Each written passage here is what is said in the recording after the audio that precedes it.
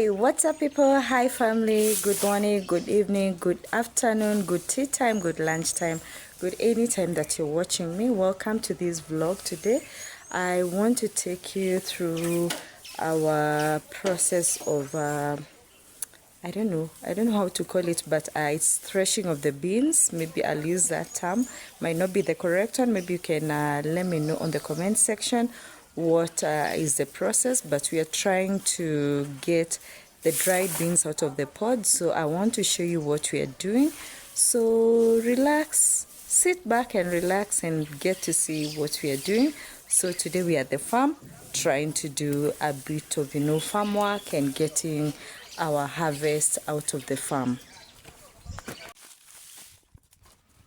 Hey family, so here I want to take you through the process of how we get the beans from the pods, and I would like to let you know that this is not what we call the first step. So the very first step is when the beans are dry in the farms, we normally get to pull them out, the whole plant from the soil with its roots.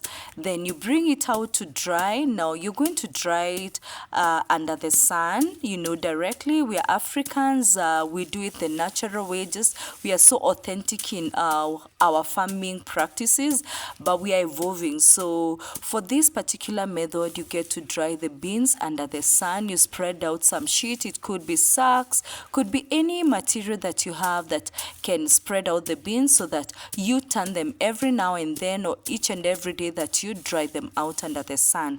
So in our case, we had actually put them out and dried them under the sun for like a week.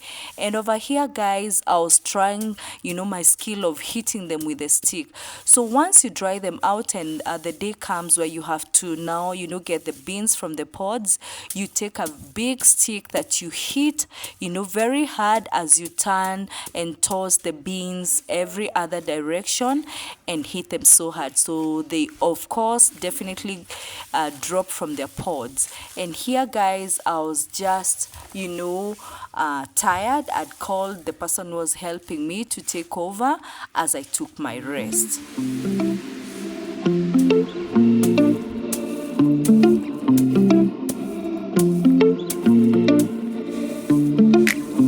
So as you can see, guys, there are various ways of doing it. There are techniques, let me call them techniques. So for him, as you can see, he's really swinging the stick, and hence maybe the reason as to why I was getting tired, because for me, I was directly hitting without swinging, and maybe the swinging helps a bit with the with the skill of making sure you're not getting tired so fast, because I can imagine if you have sacks and sacks of beans to hit, it would take a toll on one. So you really need to employ the techniques that these people who are already used to the art are using, so that you get to do much more at a shorter period of time without getting tired.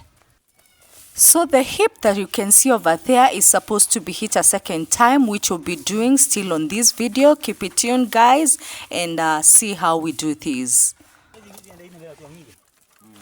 So the beans that we've already hit, and now we have them on the ground, we collect them and put them in a sack, so that the next time we are doing the second heating, we are not fragmenting them and making them small pieces. We want to have them whole.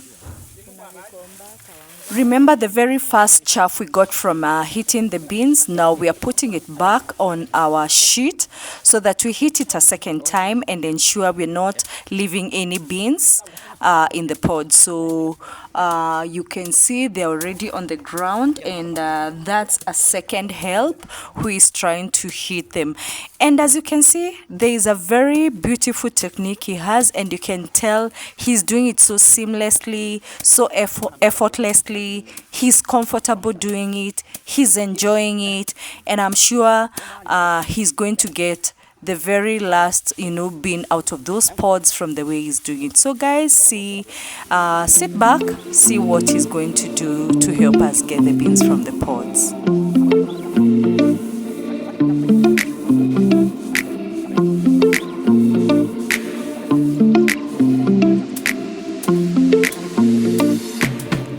At the farm farm, nothing goes to waste. So we're going to pick the chaff that is coming out from the bean pods and use it as cow feeds. As you can see, he's trying to collect it and put it aside for the animal feeds.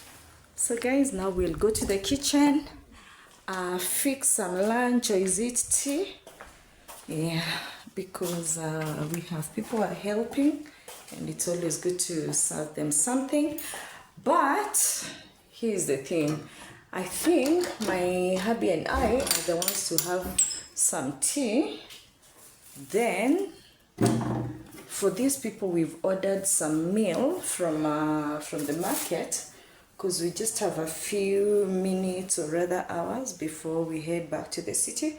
So I prefer they get some meal as we prepare some tea. So I have carried this milk. This is the milk I've carried, and a loaf of bread I'll be showing you. So I'll fix the tea pretty quick. Yes, and these are my utensils, guys. These are my utensils. This is how I leave them covered because of the dust when I leave for the city. Because I've washed them by the time you're leaving and they're not dry, so I can't place them back in the where they're meant to be. So I normally cover them. This is my kitchen towel. This is the kitchen towel. So these are the utensils. As you can see, I have a flask. So guys, let me wash my hands and get into the cooking of the tea.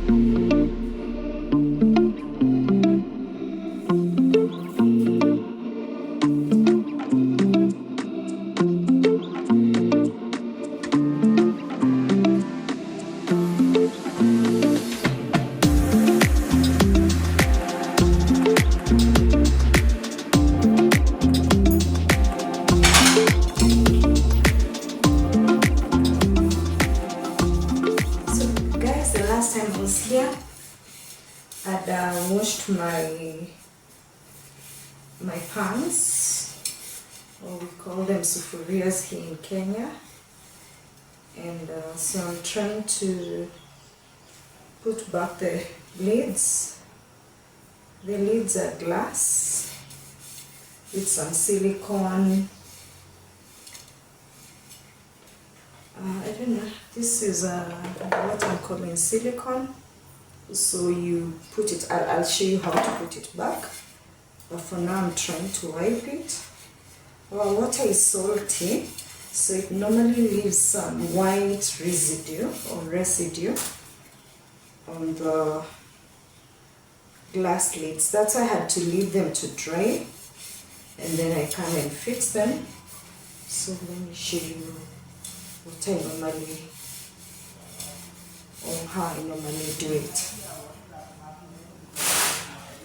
So you see, this is the white stuff I'm talking about. You see over here, this is the white stuff I'm talking about.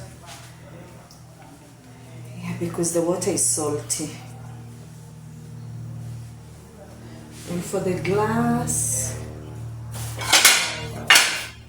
I'll show you better with this one. It's normally like that. You see all those patches, but it's clean, it's washed. It's because of the salty water. Yeah. So combine we've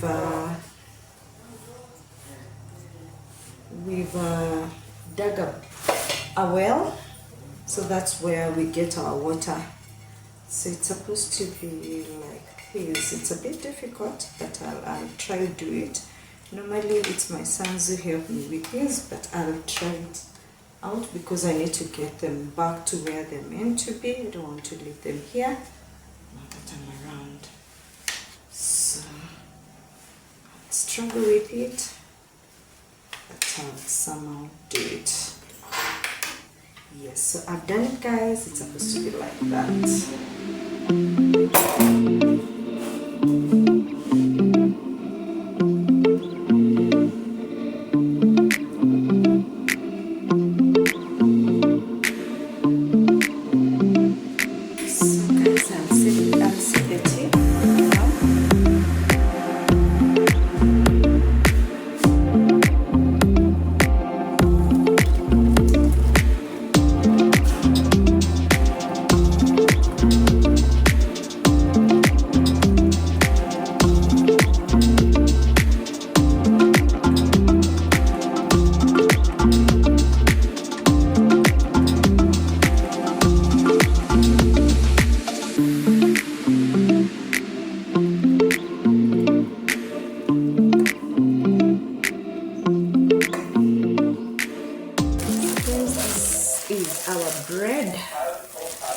That's what we're having for lunch. I'm laughing because who normally takes bread for lunch here in the village and tea plus tea? We do this because it's the easiest way to have a meal, because we're in the village and we have a lot of farm work.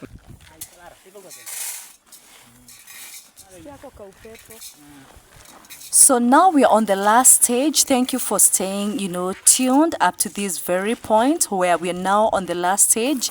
We've collected the beans and put them in the sack, but as you can see, they're pretty dirty. So this time round, we want to do the winnowing, which is helped by the wind.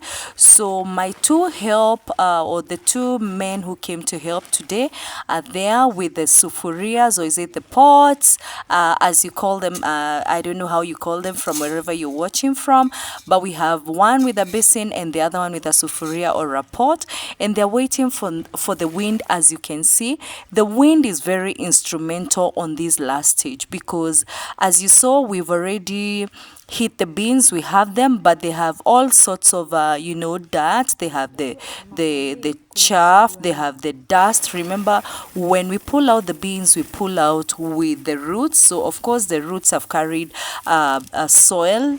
It depends on what kind of soil. There is one that will still be stuck as you're turning the beans, hitting them. So over here they're waiting for the wind to come and help with the blowing of the dirt away. So we did this until the very end, where we finished having put away all the beans in a gunny bag, and they were all clean.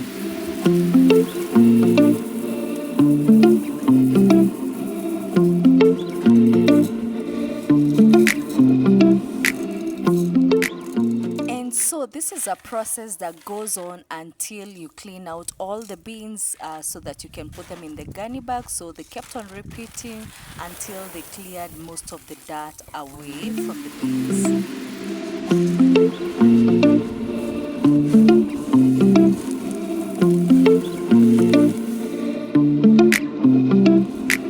Did you know chicken enjoy eating beans? Well, on this day I had a chance to actually witness it, as mine enjoyed a feast. After that, we headed to the greenhouse, because our pixie seedlings had been invaded by a disease and we needed to arrest that before it got out of hand. Our seedlings, they're not doing so well, our pixie seedlings, so we want to harvest the spinach and the skumawikis, or rather kales, or is it collard greens? I don't know which is which. Yes, then they can be sprayed. This is how they look. I don't know what disease that is, but this is how they look. So these are our kales. We want to harvest them. Then we can leave the spring to be done. That's our nursery. Those are avocado trees. Those ones are avocado trees. These ones, seedlings, avocado seedlings, and guava. So if you need seedlings, guys, just holler at me, leave a message there, and I will reach out to you and we can get started. So this is our harvest. This is our harvest. And this is for the rabbits. They have little bunnies.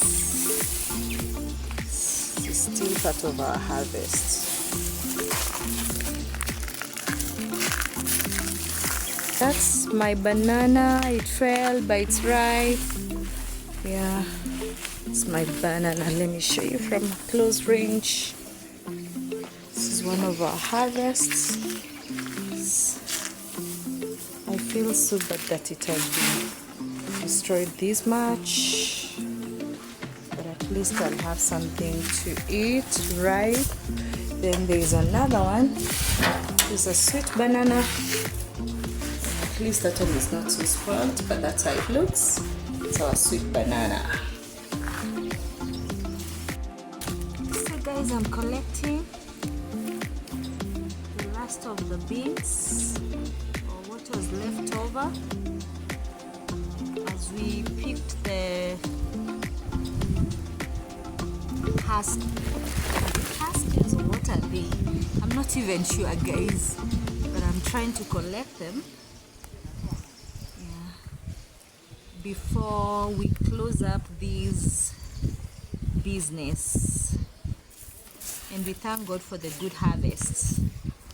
This is what I've managed to pick, so I want to put it in the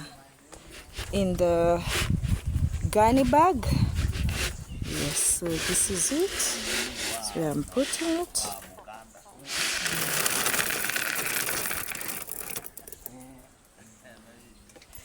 That's it, guys. Thanks so much for staying attuned.